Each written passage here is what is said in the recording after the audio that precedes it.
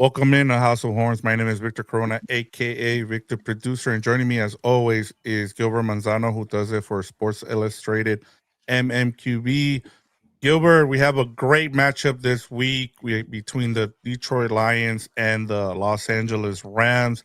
Probably should have been on prime time, but I think the biggest reason it never got flexed out or it flexed in, I guess, is because the Rams have to play 4 days later against the Seattle Seahawks, and so they still get a big window here with the 4 o'clock Eastern, 1 o'clock window there where it's Fox Game of the Week. So a majority of the audience around the country are going to get to see this matchup. Um, where are you at with these two teams in terms of you know, would you say this is probably the third most anticipated matchup this week, or is it still like a one or two for you? No, this is up there. This is a really good game for a lot of reasons. One, like there's number one seed implications for the NFC.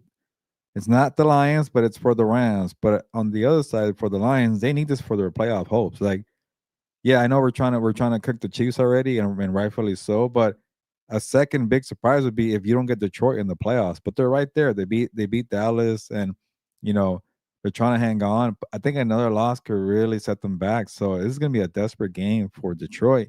And then like another wrinkle, like we've seen the Stafford Goff rivalry like really be a good one the last 2 years. I think the wild card game or loss in Detroit in 23, then the opener in 24, also a loss. Like now they're coming to LA. Like, is revenge on the mind for the Rams here to get one at home? And then you have kind of a little bit of a trap game, or not trap game, more an overlooking game because, like you mentioned, you got Seattle in 4 days for probably all the marbles, the number one Yep. seed, the division title. I don't think they're going to overlook Detroit because of everything I laid out, but there's just so many storylines, so much at stake here. There's so much to break down here, but yeah, this is a juicy matchup, and I know it's not a primetime game, but a lot of times the 125 games get treated like that way. So I'm sure all the big guns are going to come out for this broadcast here. Yeah, I mean, get ready for Tom Brady. I know a lot of people aren't big fans of his, and you know, so there's also that. But yeah, there's a lot to get into this matchup. We got a lot for you here.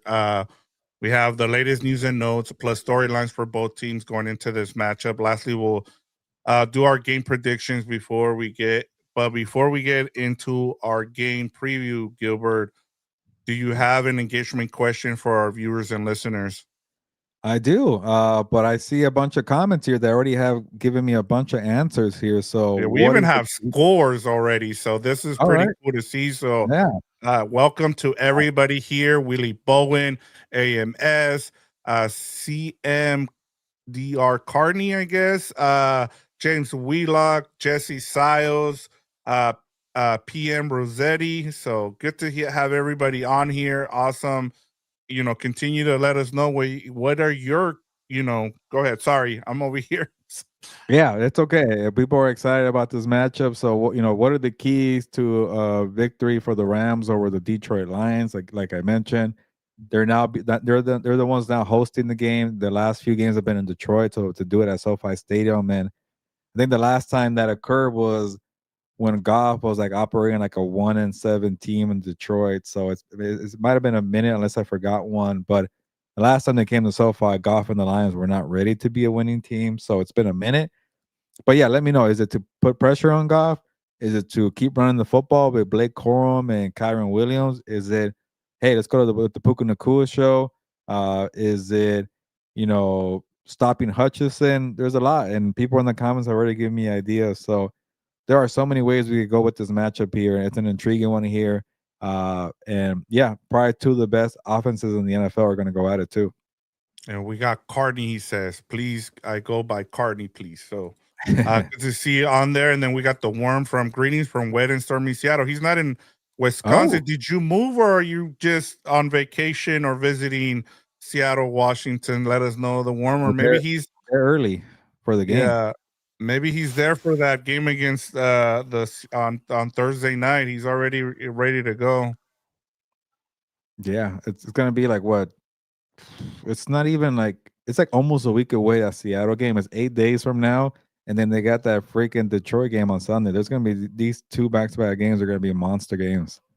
Yeah, yeah. This is pretty much sets you up for winning the division now, and these two next two games are huge, and also for the number one seed. All right, Gilbert. Let me go through the news and notes right away because I want to get into the meat and potatoes of this matchup. So let's get to those. Our old friend Tutu Atwell will be back up with the active roster this week. Sean McVay told B reporters today. So, any thoughts on Tutu Atwell being back on the roster at the end of, I guess, eventually by the end of the by game week, I should say. Yeah, a little surprising. I thought they were going to be done with Tutu Atwell, but you know, I know with Sean McVay, he's kind of a forgiving guy. If maybe there was something going on behind the scenes that they were able to work out something with Tutu Atwell, but it's going to be hard to find the roster spot for him because they already have 4 or 5 good wide receivers, and then not to mention you have 3 good tight ends here. So I get it. People here have a soft spot for Tutu Atwell. I really don't because he's not consistent. Rarely been available, and then he did not play up to expectations as a second round pick. And then he got $10 million to win a game against the Colts. Which, I mean, if they win the number one seed by one game, and it's because Tutu Atwell won the game against Indy, $10 million well spent. I guess. I think if that's kind of the way you look at it, if you said, "Hey, if you get the number one seed, if I give you $10 million, or would you give me the number one seed?" I think the Rams would do it here, especially because Kroenke is the owner here, right? Yeah, So he earned his money with winning that game against Indy. Other than that, I think Tutu Atwell was too inconsistent. But hey, the more options, the better. And we've always mentioned the Rams always love a surplus of pass catchers and edge rushers. So catchers and pass rushers, there you go, is the way to go for the Rams. So maybe I shouldn't be too surprised here. yeah. We'll see if he has any impact, especially with the way the formations that they've been running, whether it's been 13 or 12 personnel, and the fact that you have someone like him and Xavier Smith, and he's able to return kicks or punt returns. So it'll be interesting to see what his role is the rest of the way. Uh, in order to make room, it was kind of a foregone conclusion. They waived outside linebacker Nick Hampton and cut tight end Nick Muse. Then they brought back Nick Hampton this week and added him to the practice squad. So it seemed like that was the reason why Nick Hampton was let waived, and then to make room for Tutu Atwell. So I think it was AMS that asked this earlier in the. I think it was either yesterday. I think it was yesterday. I was asking about that. So, um, yeah. So that's pretty much what it was. It was a one for one there, and then they cut Muse to make room for Nick Hampton on the practice squad since he cleared waivers. Um, and then you have Puka Nakua was named the NFC Offensive Player of the Week. As we saw, I mean, he had a big game, well deserved there. His first multi touchdown game. It was good to see him do that. Last thing, Gilbert, the Rams can clinch a playoff berth with the win over the Lions. So that's what's at stake in this game. I wanted to go. We have the warm set. Must shut down Lions run. Yup, on the way to LA, but here to visit the granddaughter. Blazing my Rams Super Bowl cap and getting weak stare downs here in Squawks country. Um, and I'll get to Jesse's question during our storylines when we talk about the Rams. But I want to start here. We're gonna start with the storylines, Gilbert, and of course we got to start the storylines here, Gilbert, with the to we got to check in on this trade between Stafford and Goff. And, I know a lot of people have said, well, the Rams won the trade, right? Because they won the Super Bowl. And then you look at what the Lions have become since that trade and what they've acquired. They got Jared Goff, Jamison Williams. Jameer Gibbs, Sam Laporta, Josh Pascal, Broderick Martin, and Afiatu Melenfawu. So that's a lot of good talent that the Lions have gotten. Where are you at with this? And I just want to get your perspective in terms of this trade and what it's done for both of these franchises. Yeah, it's hard not to call the Rams the winner of the trade because they have the Super Bowl and they have a top five quarterback in Matthew Stafford. And Stafford had, besides 2022, the year he got hurt a lot, he's been lights out 21, 23, 24, 25. Some of the best quarterback play out there for, the past 4 out of 5 years. Is that the math or four? I forget. So yeah, 21, 23, 24. Yeah, okay. So 3 out of 4. That's great. And Goff has been good himself, but he has not been Matthew Stafford. Goff has proven to be a quality at his highest top 10, but hovers between top 10 and top 15. Not a bad place to be when, especially in the NFL, it's so hard to find a top 15 quarterback. And then he's pressing the right buttons for a loaded Detroit offense. But Goff this year has kind of held back the offense at times. He hasn't been able to fully get Jameson Williams into the flow of the offense. And it's not really his fault. There were some coaching problems behind the scenes where Dan Campbell had to step in for John Morton, but Jameson Williams has been doing well. Him and Amon Ra always have chemistry. They haven't been able to get more out of Laporta, who's now hurt. And then it kind of became the Gibbs show, but I think this team is better when they have Montgomery more too. So he's the guy kind of running the show here with so many weapons, and he has to manage that, which is a tough task to do. But for the most part, he gets the job done. So yeah, if we have to crown a winner, it's gonna be the Rams. But I wouldn't be mad at it if you say it's a fair trade because Detroit was so bad for so many years that the second they got rid of Stafford, things went up and got better. So to me, if you look at it from that standpoint, I think it's a win-win. But it's hard to compete when you got a Lombardi Trophy and a top five quarterback. Yeah, I'm gonna, you're gonna say, well, you're gonna take the easy way out by saying that it's a win-win, and I'm gonna explain why it's a win-win. And it's not what each team did in, whether it's, the Rams winning the Super Bowl with Matthew Stafford, and then the Lions being able to acquire all these players and setting them up for what they've become, right? For me, it's about culture, Gilbert, for both of these teams. And I'll start with the Lions.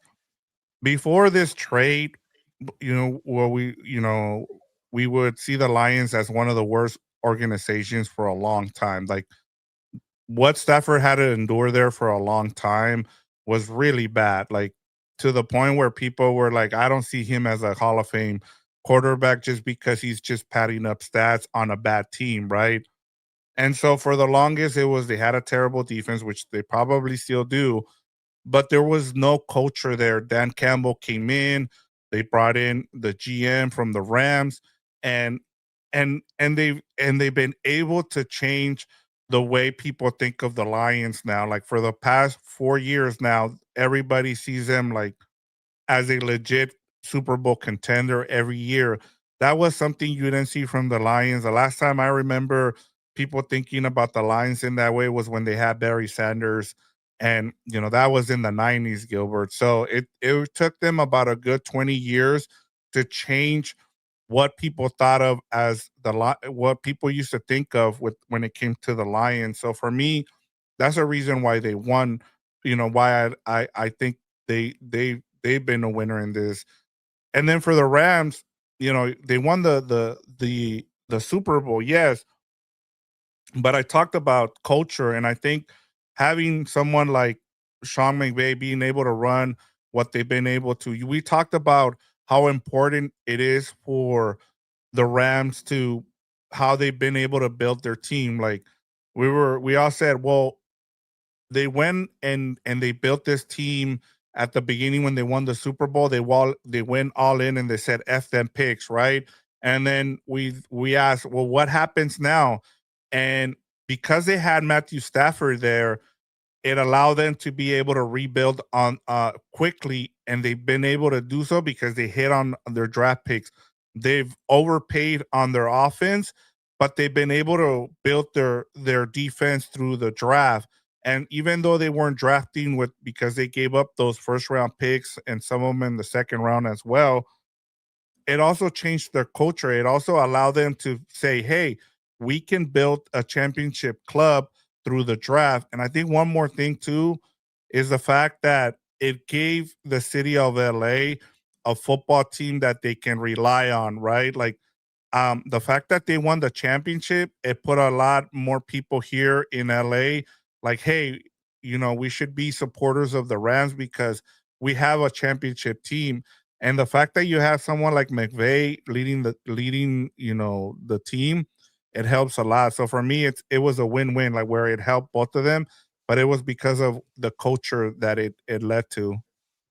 Yeah, I'm okay with the win-win. It's just really hard to go against the trophy that the Rams got. But on the Stafford front, and I know this is not really the on topic here, but since we're talking about what Stafford has brought to the Rams, man, it's like it's kind of been a little annoying that okay, Stafford is good and all, but like nobody ever wants to talk about him as one of the great ones in the NFL because he's old and he arrived to the Rams old. And I've mentioned this before, but when we list them, it's like Mahomes, Allen, Jackson, Burrow, and like why does Stafford kind of get forgotten? It's because he's old. And I'm like, well, on a week where Philip Rivers was trying to come back at 44, when Brady not too long ago, won a Super Bowl at 40 something. Aaron Rodgers is still playing at 42. Why can't we view Stafford in his prime into I don't know 40? Like he's 37 right now. That gives you maybe 3 more years with him, and that could be a full eight years with Stafford, and that's a whole like career right there. And I know he had a lot of years with the Lions, and it's kind of like and just to kind of tie into the baseball world with the Dodgers, it's like is Freddie Freeman going to be a Hall of Famer with the Braves or with the Dodgers? I'm like, he's been with the Dodgers long enough. He's won 2 World Series. So if Stafford wins the second Lombardi Trophy um, this season, why can't we call him the best quarterback in the NFL? And I know right now there's an opportunity for Josh Allen, and I wrote about that at SI.com, but I'm pretty much done writing off Stafford as being old. Every offseason, we want to retire the guy. And I know I couldn't do math earlier, but it's been 4 out of 5 years where he's been lights out. So the way they won the Super Bowl with all gas, no brakes trades in 21, and then because you have a top five quarterbacks, you were able to reinvent yourself on the fly where you only had one bad year, and then you're now a winner 3 years in a row, 23, 24, and 25.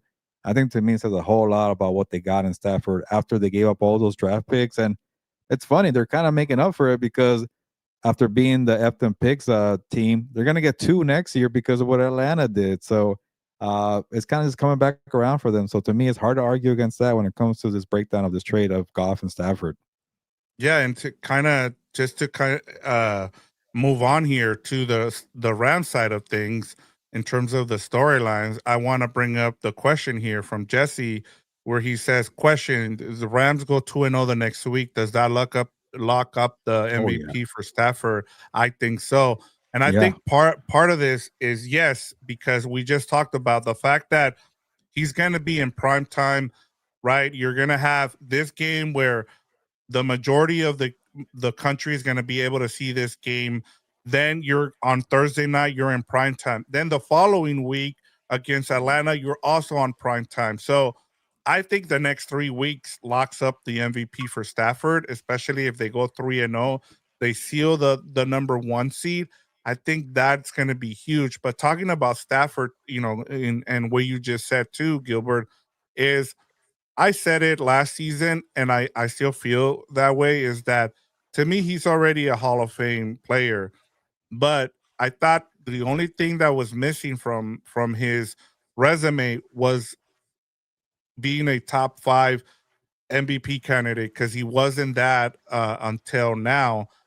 I think him winning it pretty much wraps it up. Like even if he doesn't win another Super Bowl, it's just what he's been able to do. Like we talked about what he did with Megatron, what he did with Puka Nakua, what he did with the Triple Crown for Cooper Cup, like, and the fact that he's already has a Super Bowl. Like, there's some guys like, I know Eli Manning. Everybody points to he has two Super Bowls.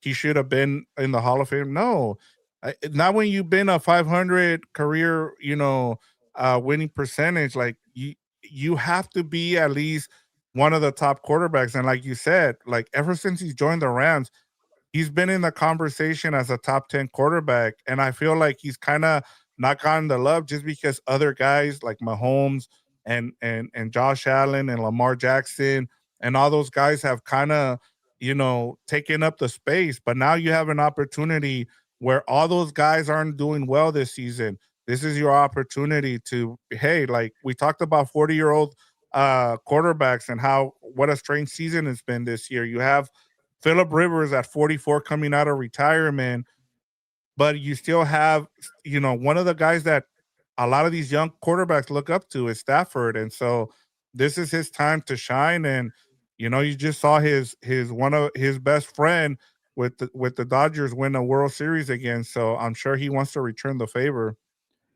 Yeah, and just to kind of go a different avenue with this, it's like people want to retire Stafford, but all he does is play lights out. And now that the Rams have 2 first-round picks, it's going to be like, all right, they're going to get a quarterback, they're going to move on. Like I'm like, look at the Goff situation when he was a rookie with Fisher. They were really bad, and then he kind of it worked out because he got Sean McVay right away, and he was able to go to a Super Bowl.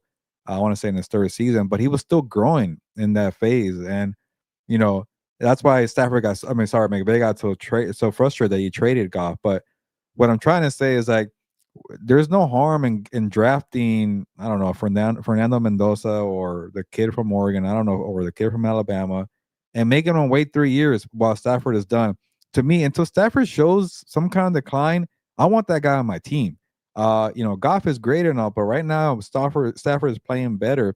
It's just he's older, and Mhm. the Rams have a golden opportunity with 2 draft picks. So if they go get a quarterback, don't be so quick to get rid of Stafford. I think all of us in the media or fans, they always every time the summer comes around, oh, his back hurts, his arm hurts, his spine hurts. Let's retire this guy, and he just comes back and he plays well. So to me, it's like maybe he is one of those rare guys that plays until he is 40. So go the Jordan Love and Aaron Rodgers route for a couple of years if you do get a quarterback, which I don't think is a bad thing when you have 2 first-round picks.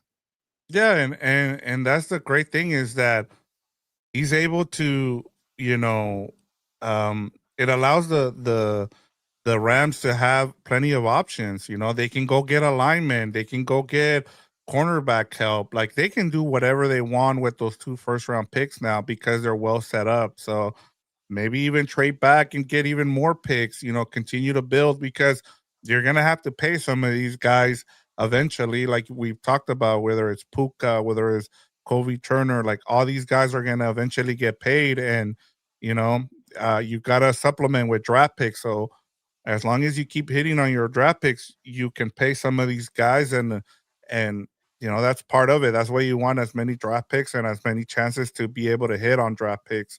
Yeah, I But know we got to move on, but it'll be kind of a funny thing. Like, say the Lions will make the playoffs, or they flame out in the first round, and then the Rams win the Super Bowl.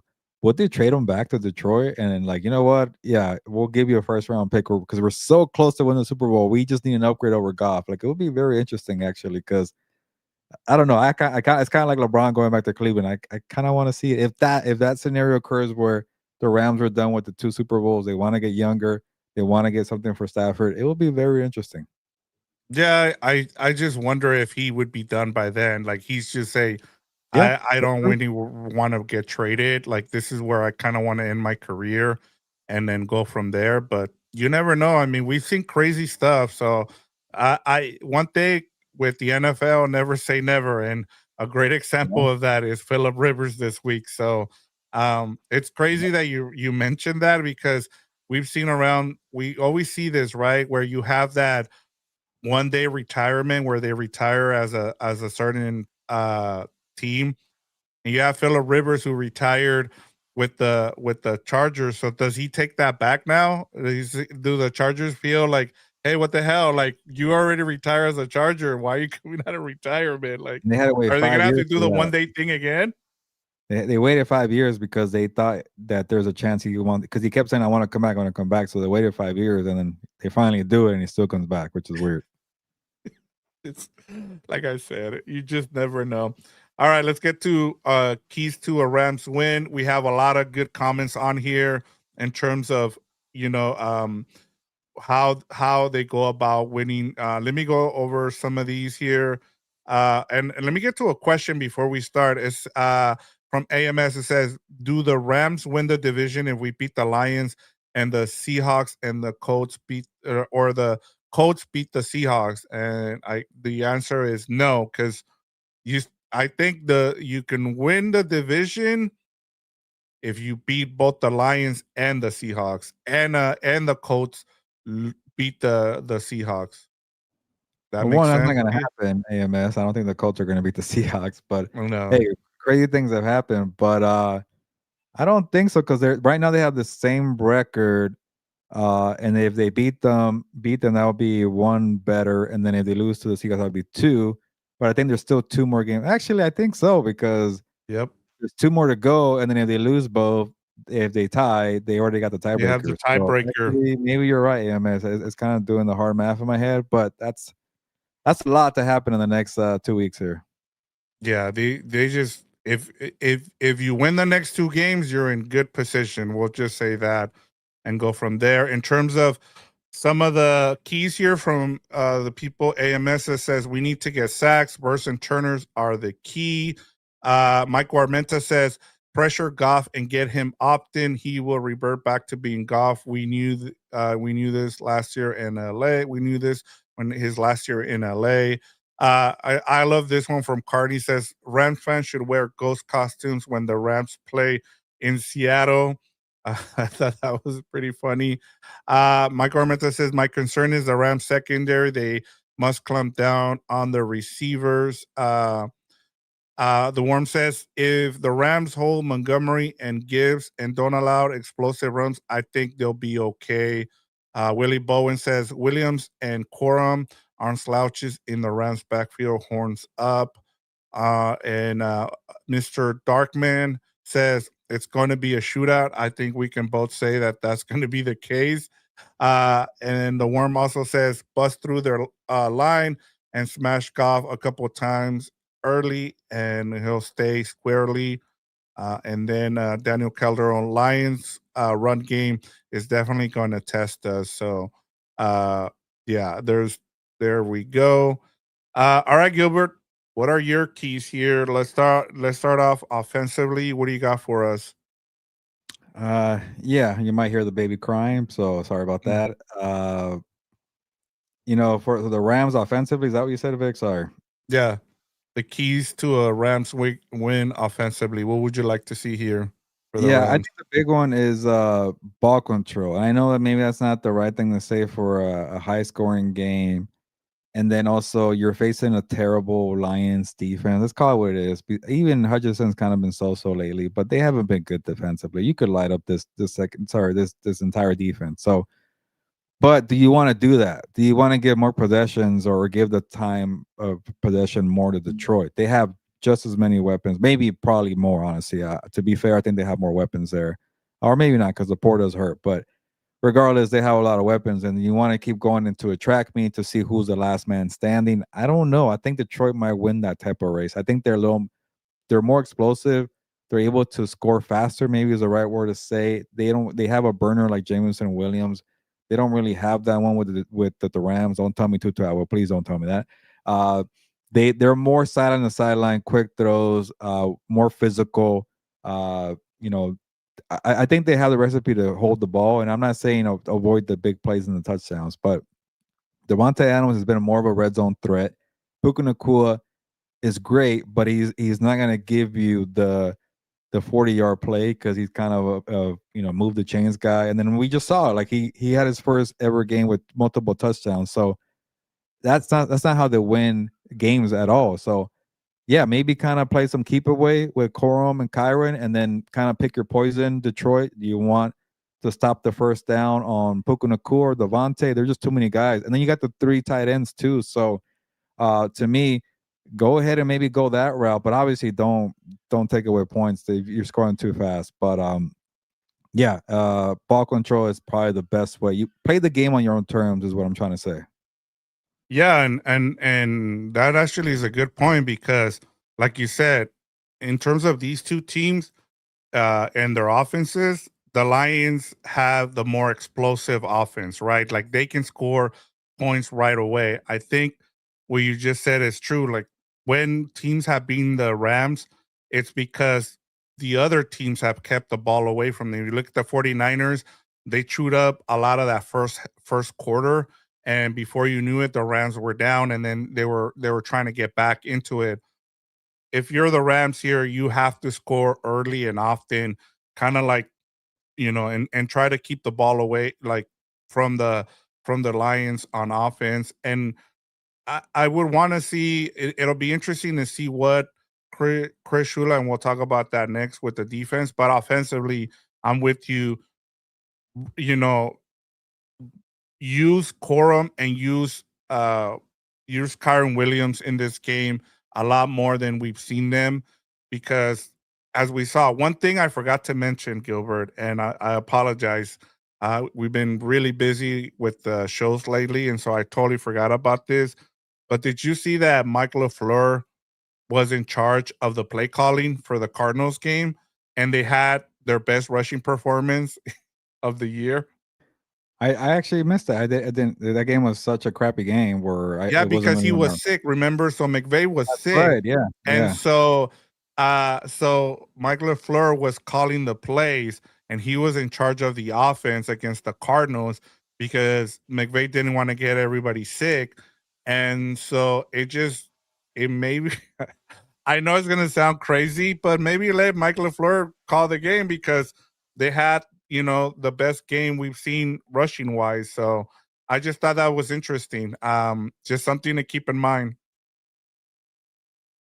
Yeah. I thought Blake Corum played great, and I've been saying that he needs more opportunities. And to see only 12 carries that he got on Sunday, that's a lot more than he's had before. It was like 6 or 5, and so he's efficient. He's able to move the chains. I think he averaged 10 yards per carry with those 12 carries in Arizona. So I would not be mad if they give him 20 in this game. Or, I remember watching the Bears beating the Eagles. Both their running backs got almost 20 carries apiece. So why not do that with Kyron and Corum? I definitely want to see that. Yeah, and I'm with you, especially if you're really, if Chris Shula isn't able to up to the task to have stops for this offense, for this Lions offense. I think eventually you're just gonna have to say, "Hey, we can't stop that offense, and our best way is to try to keep the ball away from them, and the best way to do that is by running the ball." And one of the things that for the past 2 years, Gilbert, with this Detroit Lions defense, is they were really good against the run. For some reason this season, Gilbert, they haven't been as good, and I don't know what it is. I don't know what's happened, whether it's the fact that they lost their defensive coordinator, um, and so it'll be interesting to see how they go about attacking this. Whether they use 13 personnel, like, and try to use that to make the Lions think they're going to run the ball and use it to throw the ball. So just something to keep in mind. Yeah, and I'm checking right now, but I think Brian Branch got hurt too. One of their most versatile players. Uh, yeah, Brian Branch has Achilles surgery. He's pretty much done for the year, and that's a big blow. And regardless, the whole defense has kind of regressed, and maybe that's an Aaron Glenn thing. Brian Branch got a little too reckless at times this season, but he was on the track for superstardom for being such a versatile safety cornerback, but he just got hurt. Aleo McNeil has been struggling to find his form. The first round pick has been struggled too. The guy from Ohio State, the defensive tackle, Talik Williams. And then Hutchinson kind of was like, I was a one man show, and then he's starting to fall apart too. Who's also coming back from a big injury. So True. yeah, they don't have the same horses. Jack Campbell, to one bright spot, has been great. We killed that Yeah. draft pick a couple years ago, and he's been awesome. So it's kind of like their Nate Lamb in there. He's doing everything. But other than that, you could definitely score a lot of points on this team here. Yeah, especially with other secondary hurt. So I mean, that's the other thing. You have to attack that secondary because especially if, like you said, they're missing a bunch of pieces in that secondary. So go ahead and attack it. But I think it's going to be a ball control type of game, offensively. All right, defensively, Gilbert. I'm guessing you're going to start with the secondary, right? Yeah, I'm gonna be the negative one here and take a turn to negative town. I think the secondary is gonna get exposed here, and maybe and I'll say this, I'll definitely be. I got no problem saying I was wrong here, and I'm overlooking this for a reason. If the front brings a lot of pressure, maybe you won't need the secondary. But I think this front has kind of underperformed for a bit. I just expected more from Jerry Verse, and I've been kind of leading that charge for a while. Like this is supposed to be a monster year two. Go have impact plays, Jerry Verse. Same thing with Braden Fisk. He's actually picked it up since I called him out a couple of weeks ago. But I need more from Braden Fisk. Kobe Turner got a sack not too long ago. I need more from Kobe Turner. So when you got a little bit of a weakness in the back end of your defense, this is a game where it does. You have to go and say it doesn't matter who's in back there because they're going to bring a lot of pressure and change the game that way. So the front can make me look bad here, which they definitely can. But if they don't have game changing plays, the secondary is going to get picked apart. And Jared Goff, has been playing well. To Mr. Darkman 25, to his credit, he mentioned that Goff has been playing well the last couple of years, and he has. I think there's times I want more from Goff, but to his credit, he is able to press the right keys and he's able to kind of say, pick your poison. You want Amon St. Brown, you want Jameson Williams, even this guy Isaac Tesla, the third round pick rookie, doing well. And they don't have Laporta, but they have other guys too to play tight end. And the real issue is how are you going to stop Jameer Gibbs? Like we're all for the Rams, or we're all saying they have to worry about the coverage. How do you stop Gibbs? Like even a dump off could be an 80-yard touchdown here. So they haven't really figured out how to bring back Montgomery. But to me, if Goff is not getting pressure and he's able to get the ball out quickly, we saw what happened to Dallas. And Dallas doesn't have the edge rushers that the Rams do, but they have a good interior D line, and they couldn't push the pocket on Jared Goff. And it wasn't a monster day from Goff, but it was a very efficient one where he let his playmakers make plays. I think everybody got pretty much a touchdown in that game there. So yeah, I just don't see the secondary stepping up and holding down the fort. That's why I think playing ball control offensively is better for the Rams. This is why I'm saying the defense in front that you invested in first round picks, second round picks, third round picks, they need to come up and be money. Go make game changing plays. Have a strip sack, tip a pass for an interception, and hey, maybe this could be a week where the secondary, does what they did for a couple of weeks not too long ago, where they were having some PBUs, they were having interceptions, they were doing well. Maybe the safeties helped out the corners, like a Cam Kitchen. So to me, I worry about this team's talent in the back end, and this is probably the most well-rounded offense. I get they're not in the playoff picture right now. I know they're what 8-5 or whatever the hell it is. I forgot. Yeah, 8-5. But they're still the most well-rounded offense in the NFL. We saw them drop 44 points on the Cowboys. I don't know if this could be a good game for the secondary here. Yeah, and Carney is asking, I wonder if Emmanuel Force has stamina issues. Seems he gets beat when the defense is on the field too long. And that might Yeah. be the case. And maybe this is me just making up an excuse for that secondary, especially what we saw against the Carolina Panthers. But remember, Akilo Witherspoon came back, and you also lost Quinn Lake, right? And so you kind of had to figure things out in the secondary on the fly there. So it might have been part of the reason why they didn't look as good. And of course, that game was in the rain. But and I know there's just excuses at this point. You still have to, play well. That's why you're a professional, and I understand all that. In terms of the keys for this game for the defense, Gilbert. One of the things that's a big key here is the fact that Dan Campbell is the one calling plays, so it's not Ben Johnson, right? And so you also have a banged up offensive line for the Lions. They haven't been as good as they've been the last couple of years, so you can take advantage of it. You're right. The one thing that I've been kind of disappointed with, it hasn't even been the secondary because we knew what the secondary was this coming into the season. It's been this front. We talked about that, hey, this front was going to win games for them. And it's either been Nate Landman or it's been the secondary who have stepped up. Lately, they've either had no sacks, which they didn't have any sacks against the Seahawks. When they've lost is when they don't bring pressure, right? We saw it against the 49ers where it took them till overtime to get a sack. Against Seattle, they had no sacks. And so that's my biggest worry is that where has Burst been? Where has, as you said, Byron Young I think he was the defensive player of the month of September. He was great. He was the best player on that D line. We haven't seen him since. The one thing that gives me some hope with this unit is the fact that they've been able to stop the run.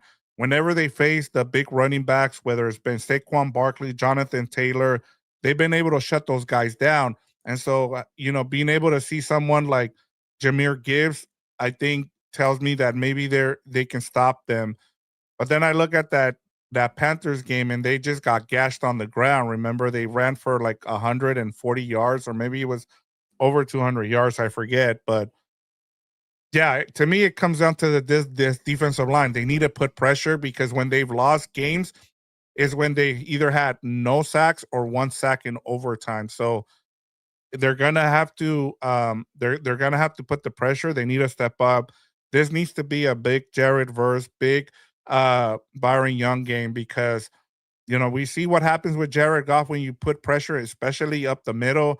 I want to see some stunts in this game. I want them to free up some of those guys, whether it's Braden Fisk or it's Puna Ford, any of those guys. I want to see them be able to put some pressure on this team on the offensive line. So, and like you said, there's no Laporta in this game, and so where they're going. We know where they're going to try to attack you. They're going to go after your secondary. I would want to see something kind of like what we saw from Chris Shula in terms of what we saw against the Seahawks and Sam Darnold, where you kind of play quarters and you let everything stay in front of you. You don't allow anything to beat you, down the field. And so you let if the Lions are going to beat you in this game offensively, let them do it little by little, where you're daring them to run the ball, and you go that way. So that's where I'm at with this in terms of the keys defensively. The problem with that is like Seattle has no ground game. They don't have a Jameer Gibbs in the backfield. If you say we're gonna play everything short up front and you're not gonna beat us down the field, they're gonna say who cares? Here's a dump off and a catch and yard run for Gibbs. You can't bottle up Gibbs like the Cowboys. To their credit, they didn't let him go off for 100 rushing yards. But when they got into the red zone, he got 3 touchdowns. Like Yeah. that's the problem. It's like if you even put this team in the red zone, they're gonna have so much pick your poison. Like it doesn't matter if you don't have a Laporta. I think the Gibbs is just a factor, such a big factor that he's so explosive. That if you give him the ball in space, and they're even bragging about him as a wide receiver, I think in college or Yep. playing in He is a Alabama, really good receiver. Yep. he's a good receiver. So if you're doing that short game, that's fine too for this team. And maybe that's a good thing for the Lions if they play ball control because the other offense is pretty good. So regardless of what happens, I think a lot of points are going to be scored. So I know the Rams defense is good and all, and their stats overall are pretty, but there are holes in this defense, and people don't like to pay attention to it. I'm the only one I feel like that talks about it. You talk about it too, Vic, but this is a game where I think the secondary could get exposed. But a golden opportunity, I keep saying golden this week, for the Rams front, the front that has so much invested in, go step up, go make some money. Like the other position that gets a lot of praise is the skill players. They've been delivering. The wide receiver surplus has been delivering. Pass rushers, where you been at? Go make a play. Yeah, and that's why I brought up the front. Like I think that's been the most disappointing part of this defense has been the front because we expected them to rack up sacks and they just haven't come and whether it's a dumb penalty too, like they've made some dumb penalties too. Like I know they've had clean games, but they they've needed a sack, it just hasn't come. And so I kind of want to see it in this game, and that's why I'm putting the pressure on this front. All right, Gilbert, let's get to the betting line here. The Rams are 5.5 point favorites. The over under is 55.5. So even Vegas is expecting a high scoring game. What's the right side of this line? Yeah, I'll get billed here, but I'm taking the points here on Detroit. You know, I just think it's a bad matchup, and I just can't get over the Carolina loss 2 weeks ago. People kind of just forgot about it because they beat up on Arizona. That's great and all, but there's something here that's been hasn't been a box check so far. And the Rams have been great the last few years, but they've had kind of these teams have our number, and they've struggled to beat the teams that have their number. Philadelphia, Detroit is one of them. Maybe the 49ers to an extent. That's kind of just a good rivalry, but they lost to the 49ers earlier this year, and they made up for that one. And then Green Bay too is out there. Those are let's put aside 49ers. Green Bay, Philly, Detroit. Those are three teams that I'm like, the Rams play. They don't really have a good track record with those guys. So, uh, I kind of want to see the Rams and the Green Bay, throw it down in the playoffs because we haven't seen that matchup in a while. But right now, Detroit has won the series the last couple of years. They also really need this game a lot more than the Rams do. And they look like a bad matchup on paper because of everything laid out with the back end of the defense. They just have a lot of weapons, and I get it. Goff has not been good, so maybe that doesn't affect them. You mentioned the whole coaching staff. No Ben Johnson there either. Maybe it's not as difficult as previous years. They're not the same team, but they're kind of like lightning. If they got if it strikes, they're a hard offense to stop. So I'm just gonna bet on that. So give me the Lions, and 5.5 points is a lot of points for two good teams. And I know the Rams are hot, but sometimes the Rams kind of get a lot of praise that they don't deserve. And I don't know if that's a knock or not, but the media likes to hype up the Rams when they're doing well. Yeah, I mean, I think it kind of, I'll be honest, I was kind of surprised by this line. I thought it'd be like a 3 point, it'd be a pick 'em just because of how people saw the Lions coming into the season. And I guess, seeing them lately has kind of backed them up, backed away. And then I think you said that the public really loves the Rams. And I mean, why not? They're 9-4 against the spread this year. So I can understand why the Rams are being betted on here, and I'm sure that's why. Like this line opened up at 4.5, and it's been betted up to 5.5. So I understand why. And then, as you mentioned on our betting show, people are really scared of that over of 55.5 because people are going to bet it heavy, and because everybody is expecting uh, uh, you know, uh, uh, a lot of points in this game, a shootout.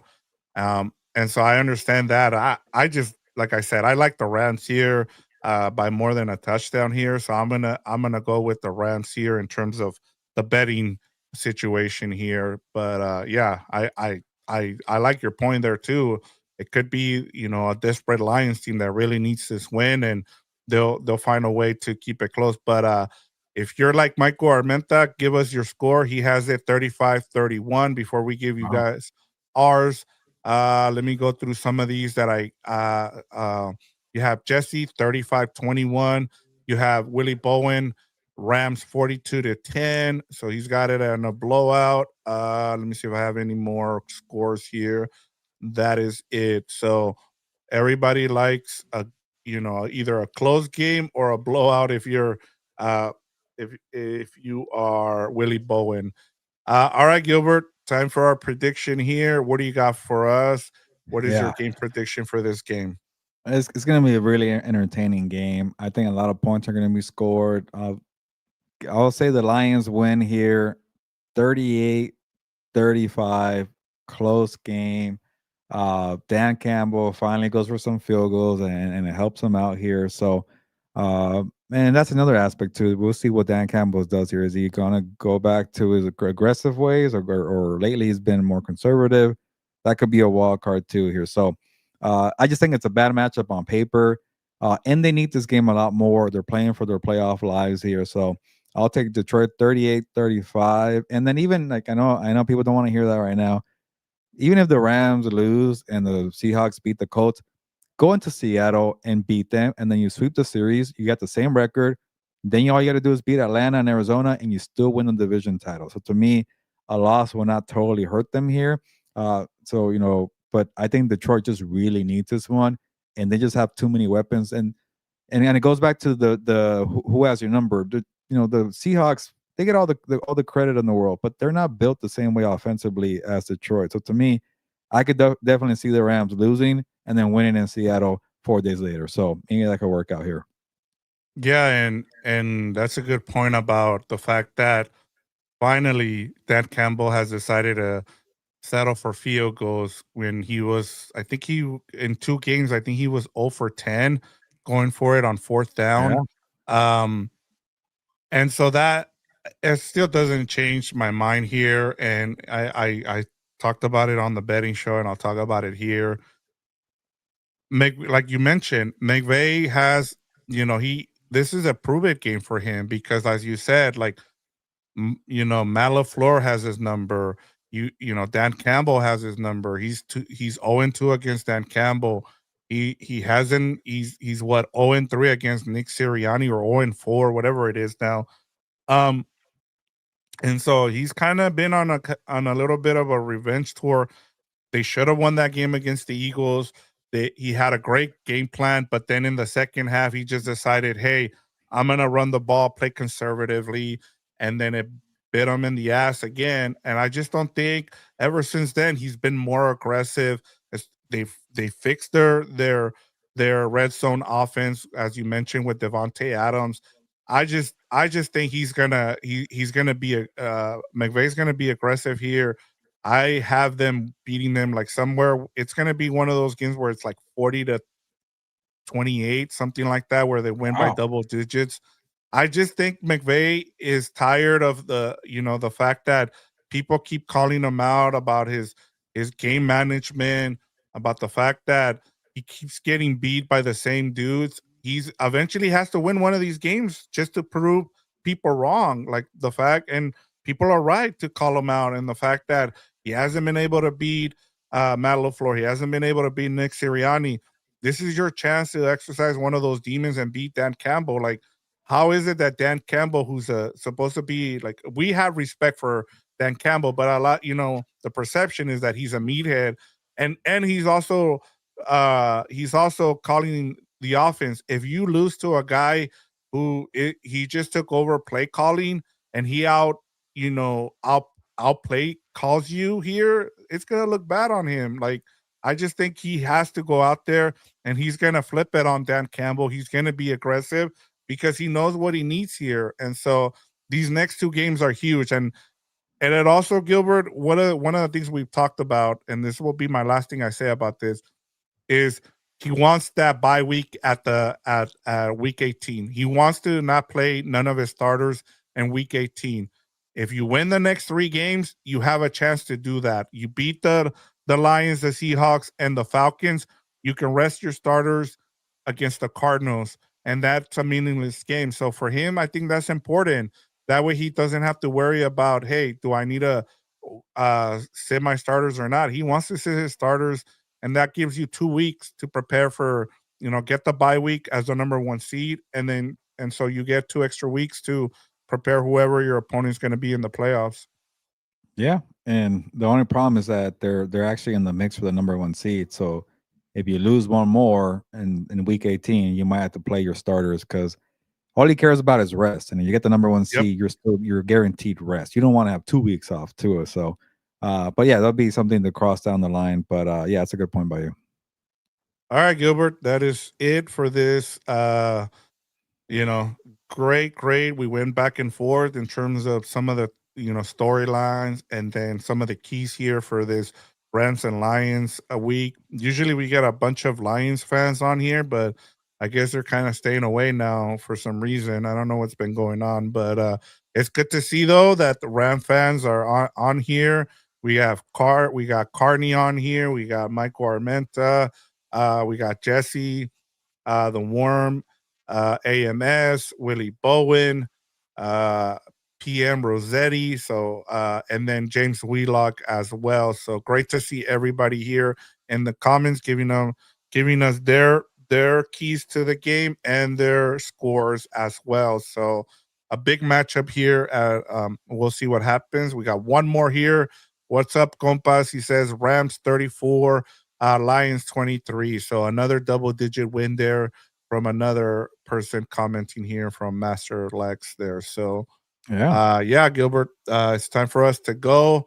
I think we've laid out everything out on the that we need to talk about here for this matchup, but we'll see what happens on Sunday.